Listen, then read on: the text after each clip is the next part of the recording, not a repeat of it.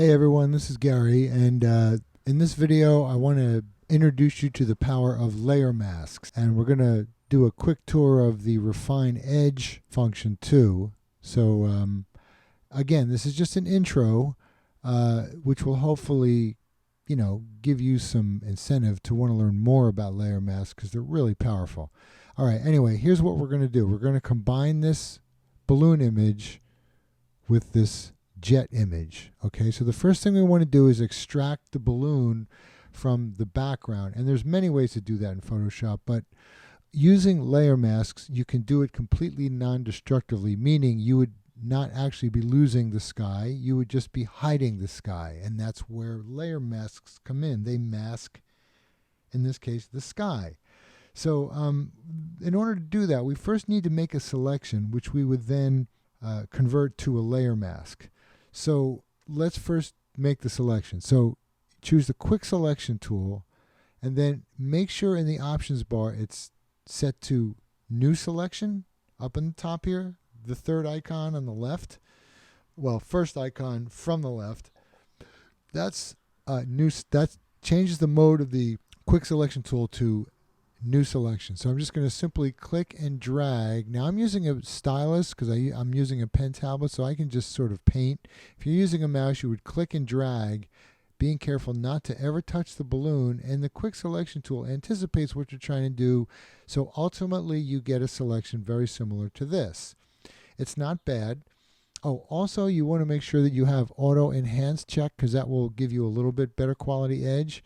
But if you look here, you notice that the quick selection tool kind of messed up. So we're going to try and edit that.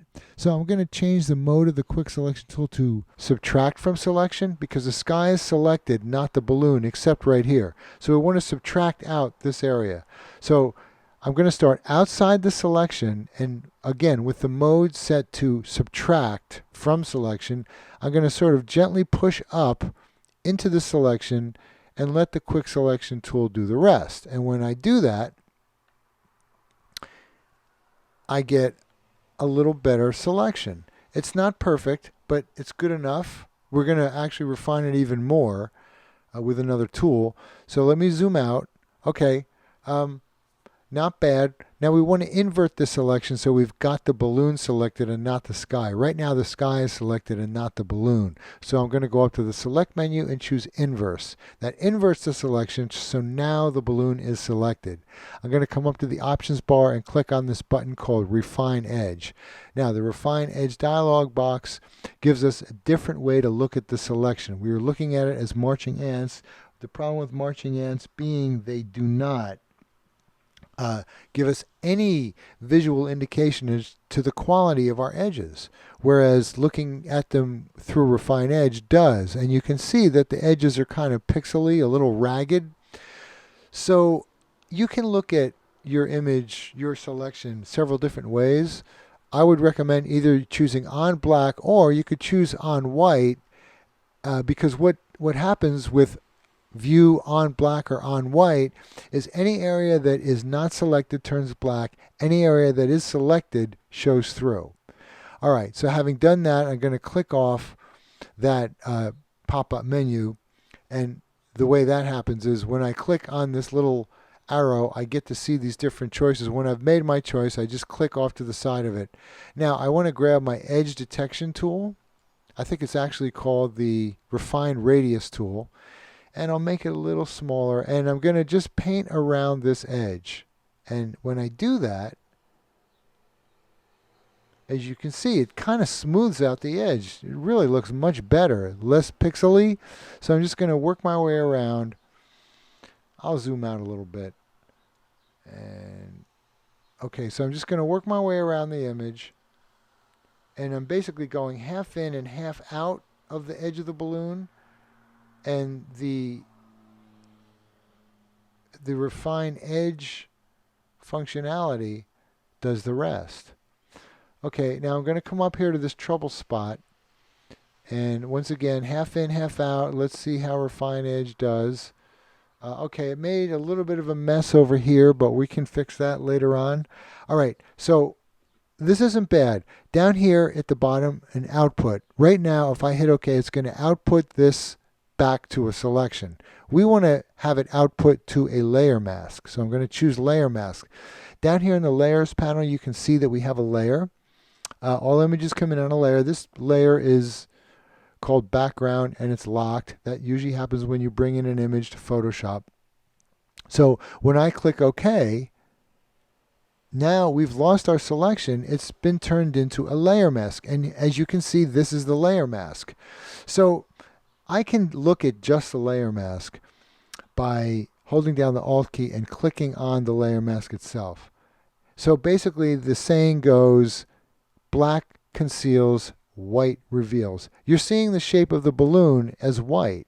So basically the balloon is showing through and the black area is concealing. Black conceals, white reveals. Black conceals, white reveals.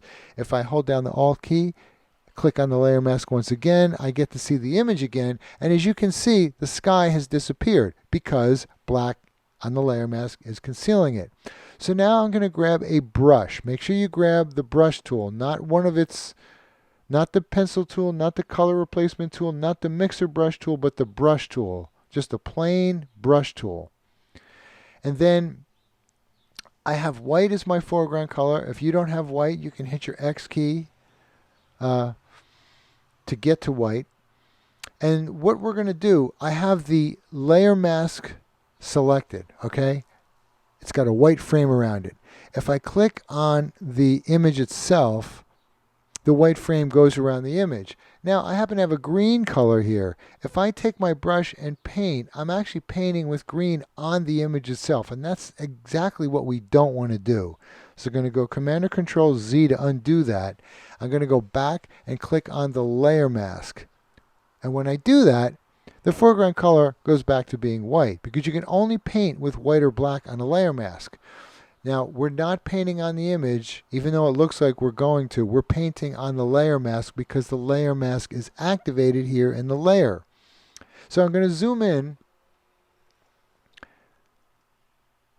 And as you can see, the balloon is slightly translucent. So if I paint with white, can you see how I'm bringing back the balloon? Because white reveals. What am I doing? I'm revealing the balloon. So I'm going to come down here and just keep painting. And I'll work my way around. Okay, I'm going to ignore my phone. I'm going to work my way around the edge using white. I'm not going to go outside the edge of the balloon because I'm going to start revealing some sky because white reveals. Okay, so I'm just going to work my way around, refining the mask. And then up here, it's a little sloppy. See how I'm revealing more of the balloon? All right, I went outside the edge. That was an accident. I went outside it again, so I'm showing some of the sky, but we can fix that. Okay, so now these areas, I'll make it a lot worse. I'll make a mistake on purpose. So I've revealed some of the sky here. If I change the color that I'm painting to black, black conceals, I can now conceal that sky. So I'm concealing the sky by painting with black on the outside of the balloon. And in this way, going back to white, I can really refine that edge. Okay, there's a little bit of blue showing through. Go back to black. Okay, this is a much better mask than we started with. And while it looked like we were painting on the image, once again, we were not. We were painting on the layer mask. Okay, now I've got a good extraction here. The balloon is all by itself. If I hold down the Shift key and click on the layer mask, I temporarily deactivate it. You can see we haven't deleted anything. The sky is still there. We're just hiding it via a layer mask. Holding down the Shift key and clicking on the mask again reactivates the mask. So now I'm going to grab my Move tool over in the Tools panel, Move tool, and I'm going to click on the image and drag up to the Jet tab, and then you will see the jet image. Don't let go. Drag down into the image and then let go. Now we've got the balloon. we want to do one more thing. We want to shrink the size of the balloon. So we're going to go up to Edit, Free Transform, or you could go Command or Control T, either way, Free Transform. I'm going to hold down the Shift key and grab one of the corners and just drag to shrink the balloon. If I don't hold down the Shift key, let me let go of the Shift key, you can see what happens, right? I'm able to change the shape of the balloon, and I don't want to do that. Now I'm going to hold down the Shift key once again, and the Shift key allows me to make sure that I don't change the proportions of the balloon. When I'm done, I'm going to let go with my mouse or stylus and then let go with the Shift key. You have to do it in that order, because if you let go with the Shift key first, you're going to change the shape of the balloon. If I'm happy with that, and I am, I'm going to come up here to the options bar and click that checkbox. Now I've got the balloon much smaller. Thanks to the power of layer masks, we've hidden the sky.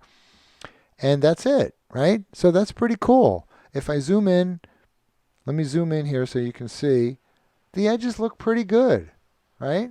Look at that. Not bad. Okay, so this was a very quick intro to layer masks. Hopefully you found this useful. There's a lot more to layer masks than just this, believe me. But hopefully this will be a good intro for you. And in later videos, I'll explore layer masks in a lot more detail. All right, guys. See you next time. Bye.